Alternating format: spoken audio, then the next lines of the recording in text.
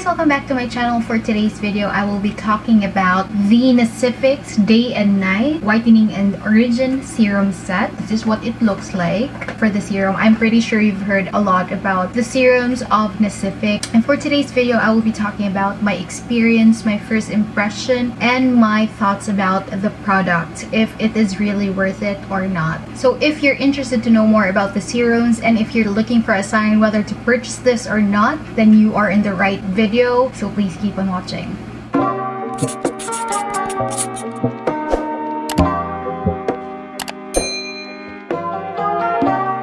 Alright, so let's begin. So this is what the serums look like. So this is the Nacific Phyto Niacin Whitening Essence, and this is the Nacific Fresh Herb Origin Serum.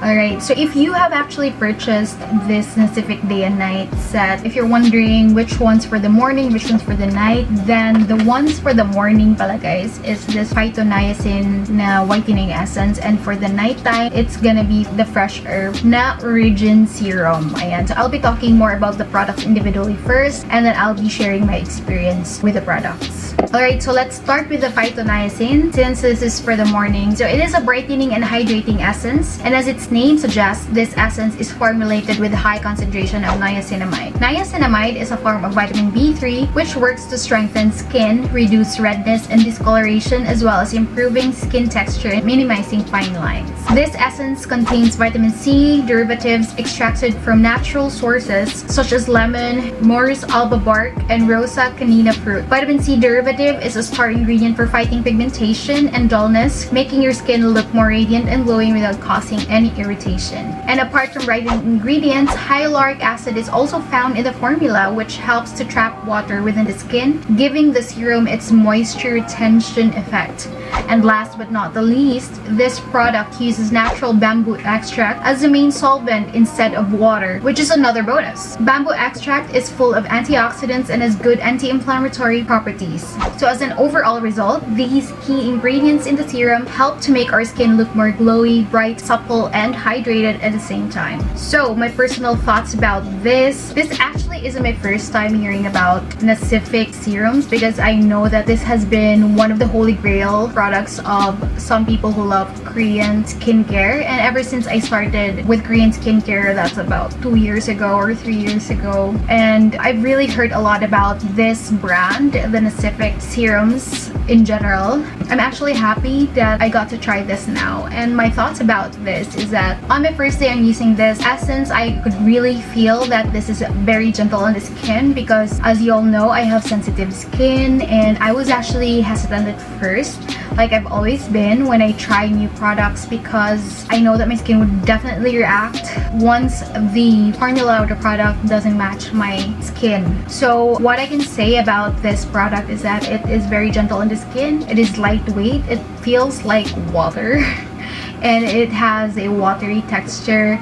It is easily absorbed, and at the same time it dries quickly, which is really something that I want because, you know, we don't have time to really wait for it to dry up, and we're always in a hurry. So when you're doing your makeup, since this is for the morning routine, and then when you do your makeup, it's very easy and it makes your routine faster, and at the same time it makes your skin glow. And aside from the glowing effect, it brightens the skin. I've been using this for a week, and I could really say that my face really glowed more, and it has brightened my skin, and it looks more healthier, and it gives me that dewy effect like the Koreans have. And once you top it off with makeup, you won't really need much highlighter, or you won't need a highlighter at all, because it gives you that dewy effect or dewy glow, like what we always want because you want that Korean looking skin. It gives your skin a healthy glow, and it makes it more natural looking without using any makeup to brighten your face or your skin. And most of all, what I like about this, since it has a watery texture, it is non-sticky as well. So that's what I really like about it. You won't need any wet tissue to rub the stickiness or the product that's left in your hands. So yes, I really like this. And if you're wondering what it really looks like, or what the consistency looks like, this is what it looks like. So So that is what it looks like. Yan. Easily absorbed and is very lightweight. Yan, it gives your skin the glow. And as for the smell, it doesn't really have that smell. No, I can't really smell something that would bother me. Mas may smell tong isa, which I will describe later on. But with this, you won't have to worry. If you're sensitive to product smell, then this is good for you because you won't really smell something. Also, before I move on to the next product, I would like to discuss more on the formula that's in here. It has niacinamide 5%, and it has a whitening functional ingredient notified by the Ministry of Food and Drug Safety, reliable whitening effect. It has refreshing water, transparent and clear water formulation with a feeling of quick absorption, and can be used freely. It also has vitamin C derivatives, contains vitamin C derivatives regardless of morning or evening, available whitening functional essence. It also has moisture brightening. Bambusa vulgaris extract provides moisture to dry skin. So this is really perfect since I have a combination skin. So most of the time, I have dry skin on some areas and dry patches. This is really perfect on that part. This is really perfect sa dry patches ko, and it really gives me that moisture and the glow that I need in the morning. Let's proceed with the Fresh Herb Serum. It has aloe vera extract, effectively supplies deep moisture to dry skin. It also has pore complex 3, helps to tighten pores with any irritations, and it has Cepicalm that helps to soothe sensitive skin and control its oil and water balance. So when I search about this product online, nakita ko that it is known as the Damn Serum because of its supposed painful effect. So let's talk more about that. So the serum earned its nickname from the stimulating sensation it causes after application due to the inclusions of citrus oils that tighten pores and repair skin damage. So I heard that the level of tingling you feel correlates to how damaged your skin barrier is. The healthier, the less you'll feel it, and vice versa. For more details about this product, prevent the formation of premature wrinkles, minimize pores, brighten dullness, and treat skin troubles with Nacific Fresh Herb Serum, previously known as Natural Pacific Fresh Herb Serum. This antioxidant-enriched serum is famously known as Actress Jun Ji-yoon Serum after it was revealed to be her go-to skincare product. Made with a bi-phase oil essence formula, it creates a tingling sensation when applied onto damaged, oxidized skin. The greater the damage, the more it tingles, but the sensation diminishes as your skin heals over time. Ayun pala, kaya siya known as the Damn Serum because of the tingling sensation. And how to use this product pala. After cleansing and toning, shake the Nacific Fresh Herb Serum to mix kasi as you can see, I'm not sure if you could really see the difference, but may oil po siya dito. Diba? Iba yung kulay niya, parang hati. Because it has oil. So, kailangan mo siyang i-shake bago mo siya gamitin. So, after shaking it, dispense a couple of drops onto your hand, apply evenly on the skin, and gently pat in to aid absorption. Yan. So, more about this plant-based ingredients including a patented antioxidant component called Cepicalm, a blend of water lily extract and amino acids, and a pore complex of lemongrass, lime peel, and apple mint work together to target signs of aging and to tighten enlarged pores. Aloe leaf water provides additional moisturizing and anti-inflammatory benefits, while non-comedogenic oils help promote a radiant complexion. So, my thoughts about this when I first use it, yes, totoo po na may tingling sensation talaga because I feel like, kasi diba, like, nagre-review ako ng mga products and before using another product, nagsistop talaga ako ng skincare just to be sure na ready na yung skin ko for another brand. And the first 2 nights that I've tried this one, na-feel ko the tingling sensation.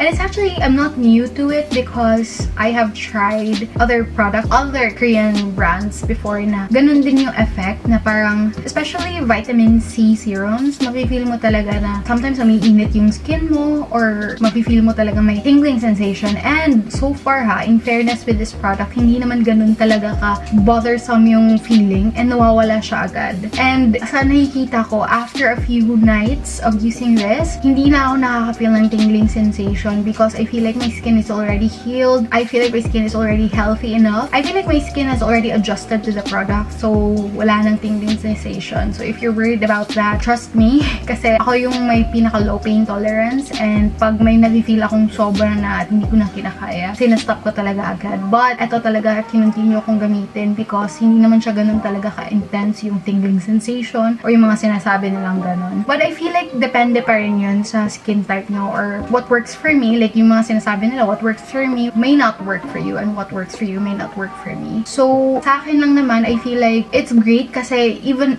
if like at first natatakot ako because syempre ayaw na natin ng magkaroon ng purging or anything, or baka may ibang effects sa skin natin when we try a new product. Pero sinabi naman na talaga that you should expect a tingling sensation or something like that sa skin mo when you use it. So binigyan ko siya ng chance, and good thing that I did because nawala nga siya after a few nights. So hindi naman ako nag-breakout, guys. Syempre, I would really say na makikita nyo naman if nagkaka-breakouts ako. But hindi talaga. Like, despite the fact na may ganun siyang effect, it's still very gentle on sensitive skin. And you know me, I have sensitive skin. But syempre, I can't really vouch for everyone because it really depends on how your skin reacts to the product. So what I could also say about this after a week of use, my pores really has minimized and hindi na siya masyadong nakikita, especially pag nag-makeup, diba? Minsan nakikita talaga yung pores. But with this, after using this, hindi na nakikita yung mga pores ko, and it really makes my skin glow. Paggising ko sa umaga, like parang sobrang glowing ng skin ko, which I really like. Yun yung mga type kong mga product, yung nakaka-glow na parang I woke up like this na maganda yung effect. And it also makes my skin radiant and soft. Like, mami-feel mo talaga yung difference ng softness ng skin mo after using this. But also, guys, I just wanna say na yung smell nito, it has more smell compared to this. It is very citrusy. Yan, very citrusy yung smell niya. If you are the type of person who gets bothered with product smells or ayaw niyo ng mga citrus type of smell, then this isn't the product for you. I just want to say it out loud kung wala mang nagsasabi. But ako kasi I don't get bothered. In fact, I like the smell. Yung pagka-citrus niya, parang soothing siya na smell, and it makes me feel like para siyang essential oil lang talaga. Yung nilalagay mo sa humidifier, yung mga ganun. Ganun lang siya for me, ha. Depende yan sa anong kaya nyo or anong mga gusto nyong type of product, if may amoy ba or not. But this has smell. This doesn't have that strong smell. Ito, strong yung smell niya. Also, guys, ang napansin ko dito, it really helped my skin texture because especially ngayon na lagi ako lumalo. Ay, hindi naman lagi, but compared before, I go out every week because I have personal errands and adulting errands to do. So, nagkakaroon ako ng mask me or like mga nagkakaroon ng texture yung skin ko. And alam mo yung mga nagka-clog na pores and all that, I could really see na nag-help talaga to sa texture ng skin ko. It made my skin smooth and it made my skin radiant at the same time because of its effect. And gusto ko talaga yung mga ganitong formulation ng Korean skincare because makikita mo talaga yung effect. Sa first or second day or sa first week pa lang, makikita nyo talaga yung difference, guys. If you haven't tried Korean skincare, if you haven't tried this, you should try this. Alright, so if you check nyo din online, makikita nyo that this serum pala is recommended for those with the following concerns. Those with enlarged, distended pores, those who suffer from fine wrinkles, those with numerous skin concerns, those whose skin dries out quickly, and those with rough skin. So far naman, for me, ang natry ko, ang nakikita ko talang difference because syempre 1 week ko pa lang siyang ginamit. Nakikita ko talaga na naging okay yung skin ko, yung texture ng skin ko, nawala yung roughness, and also yung pores ko, yung sinasabi ko. But with the wrinkles, I think it's too early for me to comment about the wrinkles na effect because I haven't really used it that long yet, and hindi pa naman talaga nag-e-effect when it comes to wrinkles, diba? Kailangan mo talaga siyang gamitin. Maybe I do an updated vlog about this Nacific if mauubos ko na talaga siya because syempre this is still the first week and maybe may mangyayari pa in the next few weeks or makikita ko talaga yung pagkawala ng wrinkles or naglessen nyo or nag-minimize yung mga wrinkles ko and all.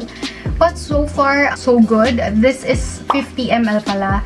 And if you're wondering how you would be able to determine kung kailan siya mag-expire, nandito yung expiration date daw sa baba. And makikita nyo dito.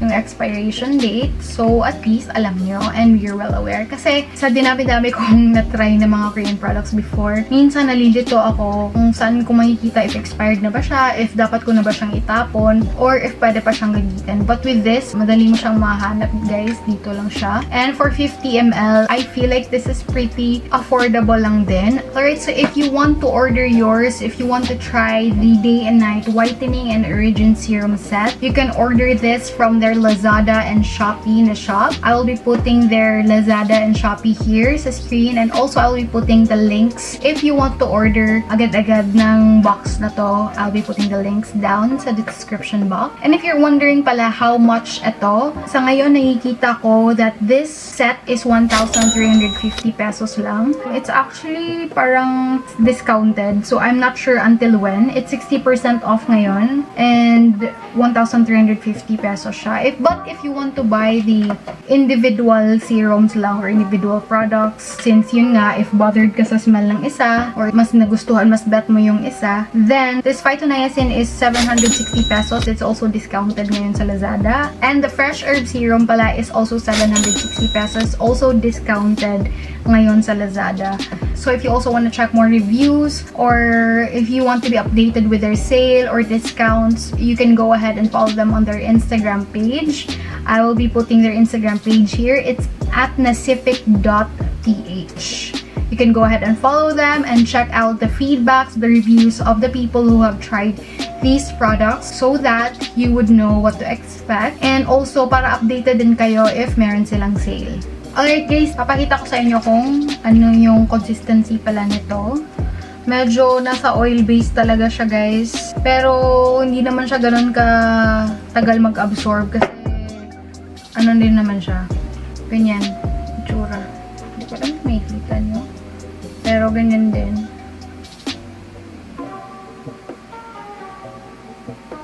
Sobrang light lang niya, but it has oil. Yun lang yung difference niya with the other one. Na sobrang lightweight niya. Mabilis din siya mag-absorb, pero since it has oil, it takes longer than the other one. Pero, in fairness sa oil-based na to na product, it's still easily absorbed. So far ha, sa mga na-try ko. So, ayan. Hindi nyo masyadong nakikita kasi hindi siya ganun kakapal yung consistency niya. So, it's really nice. Ayan. Parang dry na siya. After ko naglagay ng 1 drop dito sa kamay ko. So, ayan. Alright, that's it. Thank you so much for watching. I hope you guys learned something from this video, and I hope na-enjoy nyo din. And if you came here from this video and nakabili kayo ng Nacific na products, please don't forget to tag me on Instagram at HeyXavier. And don't forget to like and subscribe. I'll see you guys on my next vlog.